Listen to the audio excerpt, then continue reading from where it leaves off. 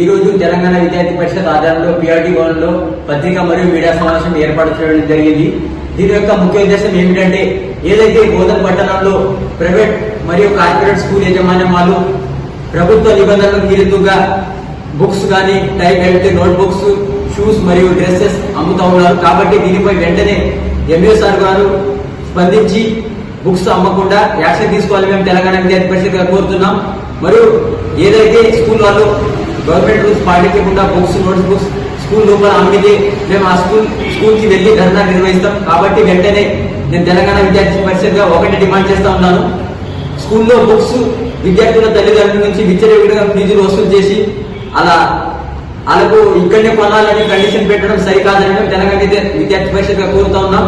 కాబట్టి వాళ్ళకి నచ్చినట్టు వేరే బుక్ స్టోర్ లో కానీ ఎక్కడ కొనుక్కోవాలి, వాళ్ళకు ఇక్కడే కొనాలని విచ్చలవిడిగా రేట్లకు బుక్స్ అమ్మడం, డ్రెస్ అమ్మడం, షూస్ అమ్మడం సరికాదని మేము తెలంగాణ విద్యార్థి పరిషత్ డిమాండ్ చేస్తున్నాం. ఎప్పటికప్పుడు వార్తలను వీక్షించేందుకు Q9 న్యూస్ ని సబ్స్క్రైబ్ చేసుకోండి, లైక్ చేయండి, షేర్ చేయండి.